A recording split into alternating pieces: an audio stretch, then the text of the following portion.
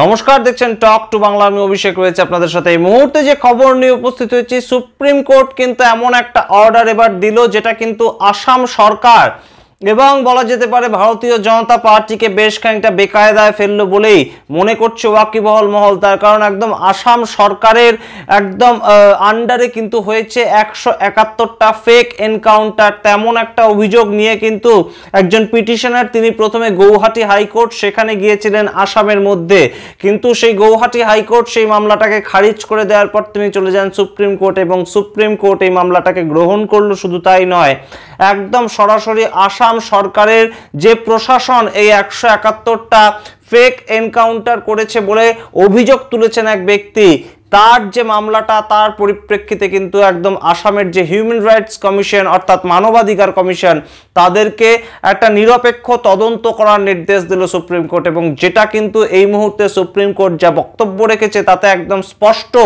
যে তারা মনে করছে এই 171টার মধ্যে 171টাই হয়তো ফেক এনকাউন্টার নয় প্রশাসনের মাধ্যমে, কিন্তু হয়তো তার মধ্যে কিছু আছে এমন যেটা কিন্তু ফেক এনকাউন্টার করেছে প্রশাসন। তেমন একটা কথা কিন্তু সুপ্রিম কোর্টের একদম বিচারপতি বলেছেন এবং সেইটা নিয়েই কিন্তু এই মুহূর্তে বেশ খানিকটা জল্পনা উস্কে উঠেছে যে ডবল ইঞ্জিন সরকার চলছে হেমন্ত বিশ্ব শর্মার একদম মুখ্যমন্ত্রীত্বে, সেই জায়গায় এই ধরনের অভিযোগ ওঠে কি করে। আমরা জানি যে এই ধরনের অভিযোগ কিন্তু এর আগেও উত্তরপ্রদেশের যোগী আদিত্যনাথ সরকারের যে প্রশাসন তাদের বিরুদ্ধে উঠেছে, কিন্তু এবার তাতে কিন্তু আরেকটা নতুন সংযোজন, যে রাজ্যের নাম কিন্তু আসাম, একদম সেই রাজ্যের কথা আমরা বলছি। এবং আপনারা দেখতেই পাচ্ছেন স্ক্রিনে সরাসরি কিন্তু একদম হেডলাইনে দেওয়া আছে supreme court orders Assam human rights commission to probe alleged fake encounters. একদম সরাসরি হিউম্যান রাইটস কমিশনকে এই কি নির্দেশ দিল supreme court, quote unquote আপনাদের পড়ে শোনাবো। এবং ভারতীয় জনতা পার্টি ঠিক কতটা বিপদে পড়তে পারে এই মুহূর্তে, যখন পরের বছরই আসামে কিন্তু ভোট রয়েছে, তার ঠিক আগের বছর দাঁড়িয়ে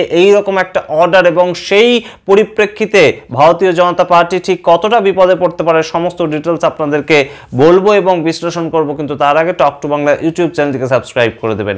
আজকে খবরে এই মুহূর্তে আপনারা জানেন কিন্তু একদম সরাসরি একদম সুপ্রিম কোর্ট এবং কেন্দ্রীয় সরকার কিংবা বিজেপি সরকারের মধ্যে একটা দূরত্ব, একটা সংঘাতের খবর, বিভিন্ন খবরকে কেন্দ্র করে কিন্তু উঠে আসে।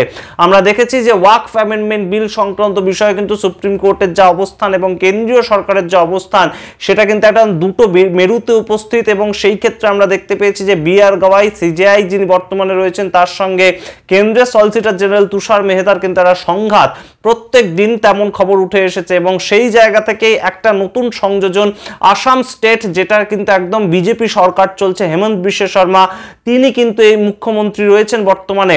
এবং তার আমলেই যে ঘটনাটা ঘটছে, যে সময়ের কথা এটা, সেটা কিন্তু 2021 সাল থেকে 2022 সাল, এই সময়কাল, এক বছর সময়কালে 171টা ফেক এনকাউন্টার করা হয়েছে আসাম পুলিশের পক্ষ থেকে। তেমনই কিন্তু একটা অভিযোগ তুলেছেন অ্যাডভোকেট আরিফ ইয়াসিন, এবং তিনি প্রথমে যান কিন্তু সরাসরি আমরা দেখতে পাই গুয়াহাটি হাইকোর্ট, এবং তারপর সেইখানে কিন্তু মামলাটা খারিজ হয়ে যায়। এবং তারপর এই আরিফ ইয়াসিন অ্যাডভোকেট তিনি একটা রিট পিটিশন জমা দেন সুপ্রিম কোর্ট, এবং সুপ্রিম কোর্টে যে বেঞ্চের সামনে এই রিট পিটিশনটা ওঠে সেটা কিন্তু জাস্টিস সূর্যকান্ত এবং জাস্টিস এন.কে.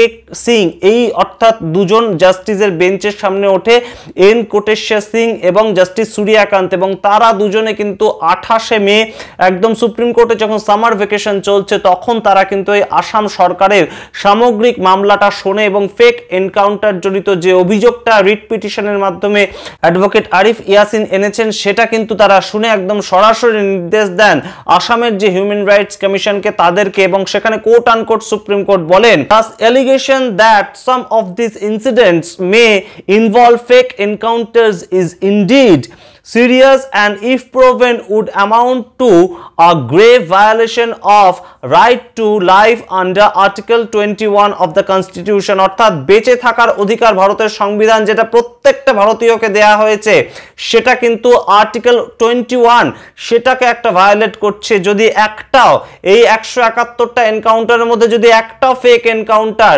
প্রমাণিত হয়, তাহলে কিন্তু সেটা সরাসরি ভারতের সংবিধানের যে 21 নম্বর ধারাটা রাইট টু লাইফ, বেঁচে বেঁচে থাকার অধিকার তাকে ভায়োলেট করছে এবং সেটা কিন্তু সুপ্রিম কোর্ট মনে করছে। তাই জন্য তারা একদম হিউম্যান রাইটস কমিশনকে একটা নিরপেক্ষ তদন্ত করার নির্দেশ দিয়েছে। হিউম্যান রাইটস কমিশনকে উদ্দেশ্য করে সেখানে বলা হচ্ছে, it is also equally possible that upon a fair, impartial and independent investigation some of this cases might may turn out to be necessary and legally justified if added.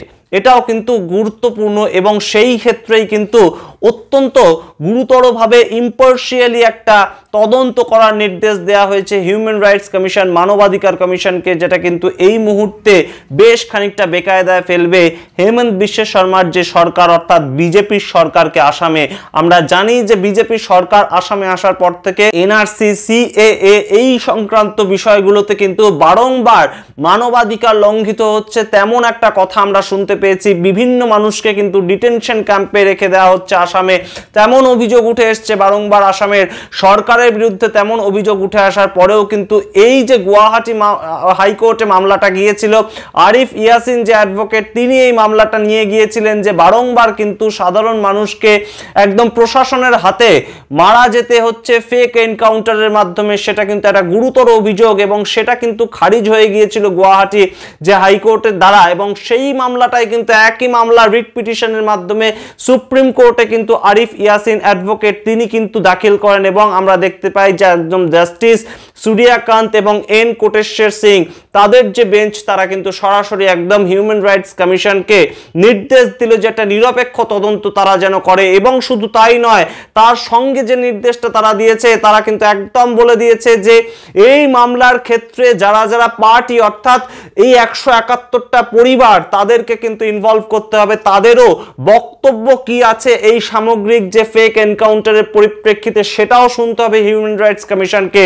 এবং সেই ক্ষেত্রে সরকারি যদি কোনো সাহায্য লাগে সেটাও কিন্তু আসাম সরকারকে করতে নির্দেশ দিয়েছে সুপ্রিম কোর্ট। এবং সেই ক্ষেত্রে হিউম্যান রাইটস কমিশন কিংবা এই যে ভিকটিমদের পরিবার, অর্থাৎ যাদের বাড়ির লোক মারা গিয়েছে এনকাউন্টারে তেমন অভিযোগ, তাদের পরিবার যদি মনে করে যে কোনো ধরনের কোনো চাপ দেওয়া হচ্ছে সরকারের পক্ষ থেকে, কোনো কিছু লোকানোর একটা ব্যবস্থা করা হচ্ছে সরকারের পক্ষ থেকে, তাহলে কিন্তু তারা একদম সরাসরি সুপ্রিম কোর্টকে জানাতে পারে। এই পরিপ্রেক্ষিতে তেমনও কিন্তু একটা প্রভিশন খোলা রেখেছে সুপ্রিম কোর্ট, তেমনও কিন্তু একটা বক্তব্য রেখেছে সুপ্রিম কোর্ট। তার মানে ইতিমধ্যেই কিন্তু আসাম সরকারকে কোথাও একটা ডাউট করছে সুপ্রিম কোর্ট, কিংবা আসাম সরকারের যে প্রশাসন তাদের উপর কিন্তু একটা অনাস্থা আনছে সুপ্রিম কোর্ট। তেমনই কিন্তু একটা সামগ্রিক ঘটনাটা দেখে মনে করছে ওয়াকিবহল মহল। আপনাদের সামনে সামগ্রিক ঘটনাটা রাখলাম। এবং উত্তরপ্রদেশে যখন বারংবার ফেক এনকাউন্টারের কথা উঠে আসে, উত্তরপ্রদেশের সরকারের বিরুদ্ধে যখন বারংবার এনকাউন্টার করা হয়েছে, ফেক এনকাউন্টার করা হয়েছে,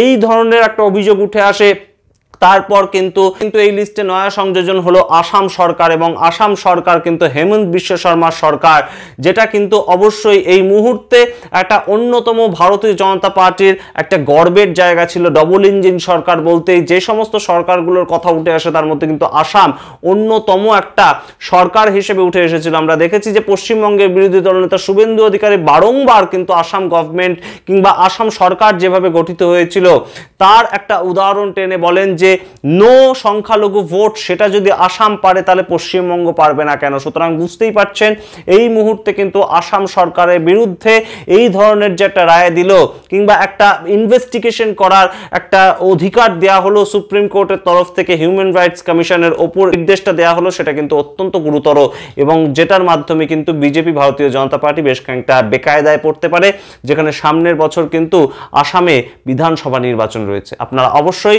সামগ্রিক বিষয়টা শুনলেন এবং অবশ্যই আপনাদের মতামত জানান কমেন্ট বক্সে কমেন্ট করে। দেখতে এখন টক টু বাংলা প্রত্যেকটি ভিডিও লাইক, কমেন্ট, শেয়ার করে অবশ্যই প্রতি মুহূর্তের নিউজ আপডেট পাওয়ার জন্য টক টু বাংলা ইউটিউব চ্যানেলটিকে সাবস্ক্রাইব করে দেবেন। ধন্যবাদ।